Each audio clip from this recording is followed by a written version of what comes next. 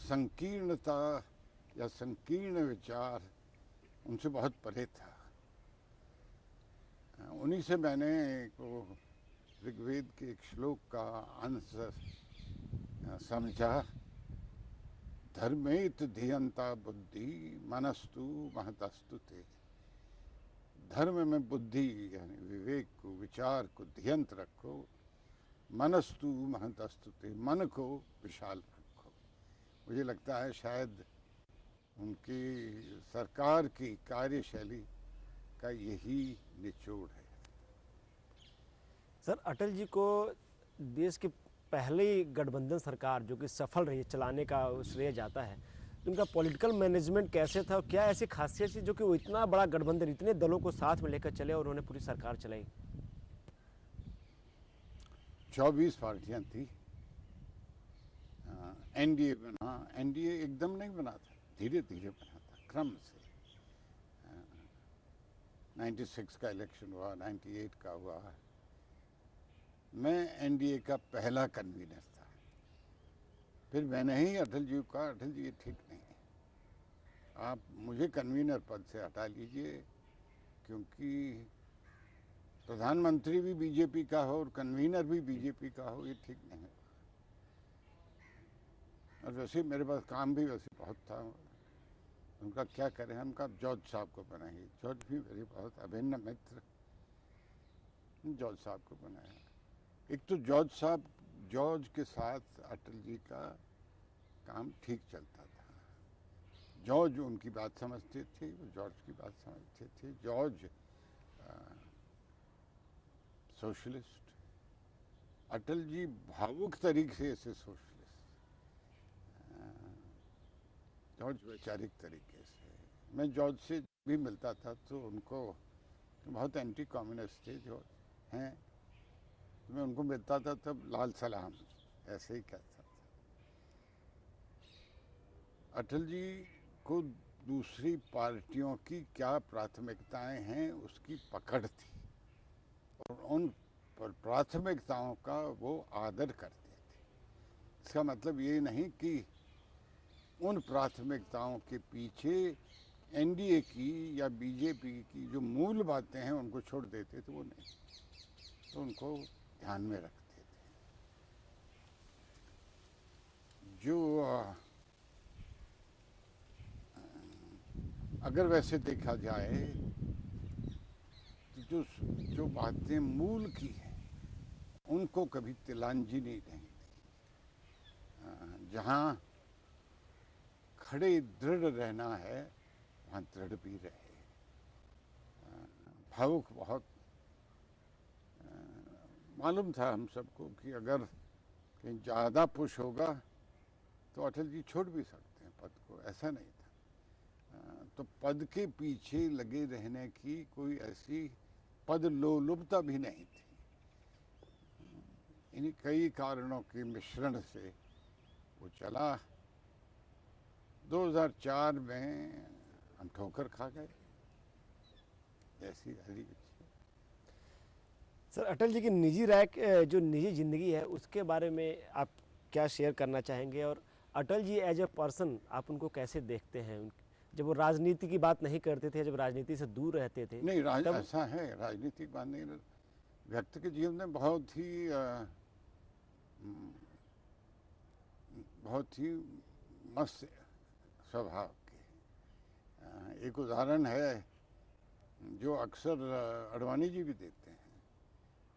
सब कुछ हार गए इलेक्शन में। दो उदाहरण देता हूँ। एक तो सब कुछ हार गए, तो जब ये सब कुछ हुआ तो अडवाणी जी ने पूछा अब क्या करें अटल जी, तो कहा चलिए सिनेमा देखने चलते। ये भी उनके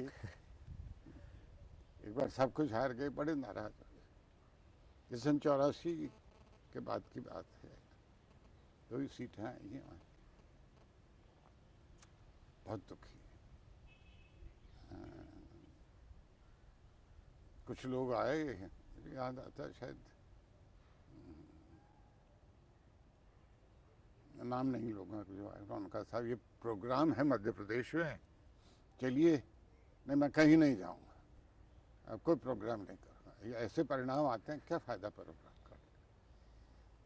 तो उन्होंने कहा कि अटल जी आप कहीं नहीं जाएंगे तो करेंगे क्या, मैं तो खैर पढ़ाई वढ़ाई की, नौकरी भी कर लूँगा, आप क्या करेंगे। तो ठाका मार के हंस गए और बोलने लगे भाई ठीक बात करते हो, जाना तो पड़ेगा। तो उन्होंने, उनके मानसिकता में, व्यवहार में ऐसा नहीं था कि आप उनसे डिसएग्री ना कर सके। मैं जब देखता हूँ उनके साथ व्यवहारिक जीवन में कितनी बार कितने मतांतर हुए, ऐसे ऐसे मतभेद हुए, कुर्सी टेबल पीट पीट करके मैंने कहा नहीं अटल जी ये नहीं हो सकता। क्यों नहीं हो सकता, मैं ये गलत है और मैं जानता हूँ कि आपको मैं कह रहा हूँ आपको अच्छा नहीं लगेगा, तो फिर क्यों कह रहे हो। मैं इसलिए कह रहा हूँ क्योंकि जो मैं कह रहा हूँ वो सही है और आप जो सोच रहे हैं वो सही नहीं है। मान लेते थे, ये बहुत बड़ा गुण है। उनका कवि, जो राजनीति में कवि बहुत कम लोग होते हैं जिनका हृदय ऐसा हो, कविताएं लिखते हो, तो अब क्या लगता है राजनीति में रहते हुए उनका जो कवि की जो प्रेरणा है वो कहाँ से मिलती थी? ये उनके व्यक्तित्व का एक चरित्र था, वहीं से तो शुरुआत। कवि हृदय जैसा लोग उनको कहते थे। कवि हृदय है एक उनकी, उनके मानस में करुणा का बहुत बड़ा पुट रहा, सदैव करुणा का रहा, उसके साथ साथ दृढ़ता का भी, शूरवीरता का भी, हार नहीं मानेंगे, उसका की कविता है। सर अटल जी को आपने कभी पीड़ा में या फिर परेशान में देखा, परेशान होते हुए देखा? जैसे एक एक वोट से सरकार चली गई थी। तो उस वक्त पीड़ा नहीं थी, सरकार जाने की पीड़ा नहीं थी। मुझे याद आता है हम पार्लियामेंट में साथ बैठे थे, वोट गिना गया, हमारे एक किसी सहयोगी के धोखे से, अब वो चलिए वो कांग्रेस पार्टी में हैं, मंत्री हैं, 1 मिनट भी नहीं लगा, चेहरे पे शिकन नहीं आई, पार्लियामेंट में खड़े होकर कहा मैं इस्तीफ़ा देने जा रहा हूँ। और जिन्होंने मैं स्पीकर हुआ करते थे,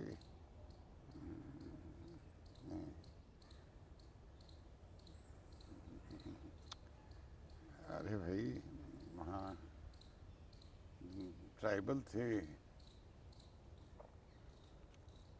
फिर उन्होंने कहा अटल जी आप यहाँ शायद 1 वोट से हार गए हैं पार्लियामेंट में, पर भारत के लोगों के दिल आपने जीत लिए। हम चुनाव जीत गए, उसके बाद वो कोई नहीं हमारे पे। पूर्ण सांगमा स्पीकर थे, सांगमा ने कहा था। पीड़ा उनको ऐसे राजनीतिक क्षणों में पीड़ा नहीं होती थी, निराश हो जाती थी। पीड़ा होती थी अपने ही लोगों के व्यवहार से कई बार, पर वो फिर धीरे धीरे जैसे जैसे उनको राजकाज का अनुभव बढ़ता गया, वैसे वैसे वो पीड़ा भी कम होती गई, क्योंकि पहचानने लग गए। कई बार मैं कहता था अटल जी क्या हो रहा है, अरे भाई जसवंत सिंह जी यही हमारे दल की, यही हमारे दल की नीति है, हम ऐसे ही रहेंगे, समझते थे। सर एनडीए में कांधार अपहरण कांड था वो, और दूसरा जो गोधरा के दंगे थे, इनकी बार बार चर्चा होती है। जब भी एनडीए का नाम लेते ये दोनों मुद्दे सामने आते हैं। तो इन दोनों जो घटना की हम जिक्र कर रहे हैं, उस वक्त अटल जी की मनस्थिति क्या थी? कंधार के अपहरण में भूल जाते हैं कि हमने जो प्रतिपक्ष की पार्टियां थी उनको सबको साथ में रखा था, और प्रतिपक्ष चाहता था कि हमारी प्राथमिकता हो वहाँ से लोगों को सही निकालना। अटल जी को बहुत पीड़ा होती थी जब यहाँ, ज़्यादा दूर नहीं है यहाँ से, अगर आपको याद हो, सड़क पर अन्य पार्टियों द्वारा प्रेरित, विशेष करके कांग्रेस पार्टी, तो सड़क पे लौटते थे और वो सब पूरी दुनिया में प्रसारित हो रहा था। उससे अटल जी को बहुत पीड़ा थी। मैं कंधार जा रहा था, कैबिनेट में ये बात आई थी, एयरपोर्ट चला गया था, टेक्निकल एरिया से टेक ऑफ था। वहाँ उन्होंने टेलीफोन किया, सकुशल लौटिए, किसी अखबार वालों को या टीवी क्रू को साथ मत ले जाना। नहीं ले जाता भी नहीं था, पर क्योंकि 166 लोग जो 7 दिनों तक उस कंधार की सर्दी में वहाँ फंसे रहे थे, उससे उनको बहुत पीड़ा होती। वो जब वापस आ गए तो संतोष ही हुआ। गुजरात दंगों को लेके दुखी थे, बराबर दुखी रहे, क्योंकि तभी तो उन्होंने राजधर्म के बारे में कहा, क्योंकि जो कुछ भी गोधरा में हुआ, ट्रेन को आग लगाना करना, लोगों को मार, बहुत गलत था। पर उसके प्रत्युत्तर के रूप में लोगों को मारना वो भी सही नहीं था, इससे उनको पीड़ा होती है। कोई दो व्यक्ति बिल्कुल एक जैसे समान हों, ये तो संभव ही नहीं है। ये संज्ञाएं अक्सर हम राजनीति में एक दूसरे को देते हैं। अडवाणी जी लौह पुरुष हैं तो अटल जी क्या हैं? ऐसे इस प्रकार की उपमा या संज्ञा बिल्कुल सही बैठे आवश्यक नहीं है। अडवाणी जी के अपने चरित्र के कई गुण हैं, और उन गुणों को हम पहचान करके चलें तो ज़्यादा ठीक रहेगा। सर, अटल जी और आडवाणी जी में क्या फ़र्क आप देखते हैं? दोनों प्रशासनिक क्षमता की बात तो करें, इन दोनों ने ये निश्चित तौर पर ये जो दो जोड़ी के रूप में बने, भारतीय जनसंघ से लेके जनता पार्टी फिर बीजेपी, इन दोनों ने वास्तव में पार्टी को पिछले 50 साल से बनाए रखा, उनको शक्ति दी। अडवाणी जी कभी ऐसा कुछ नहीं कर सकते थे जिसमें अटल जी के मंशाओं के विपरीत हो जाए। वो बहुत वेरी गुड लेफ्टिनेंट और डेप्यूटी टू अटल जी, और अटल जी उनकी बात का बहुत कदर करते थे। यही उनके, अटल जी का बात कहते भी थे। अटल जी का पार्टी के अध्यक्ष पद का लेने का था, तो अटल जी अडवाणी जी कहते थे, भाई मैं तभी अध्यक्ष पद लूँगा, तुम जनरल सेक्रेटरी बन जाओ। फिर उन पे काम छोड़ देते थे। ये डेलीकेट करना तो उनके स्वभाव का था, यही है। सर, ये कहा जाता है कि आडवाणी जी कभी अटल जी के शैडो से बाहर ही नहीं निकल पाए, और खुद आडवाणी जी भी इस बात को मानते हैं। तो अब कल तक क्या कमी रह गई, या फिर ये एक पॉजिटिव पॉइंट है? पॉजिटिव ये है कि उन्होंने कभी अटल जी के मन के विपरीत कोई काम नहीं किया। कई सारी बातें ऐसी होती थी जिसमें उनका और अटल जी का मतांतर है। कुछ बातें अटल जी मान जाते थे, भाई अडवाणी जी आप ठीक कह रहे हैं। कुछ बातें अडवाणी जी को माननी पड़ती थी, ऐसा ही होता है पार्टी में। पर वो उनके लेफ्टिनेंट बने रहे,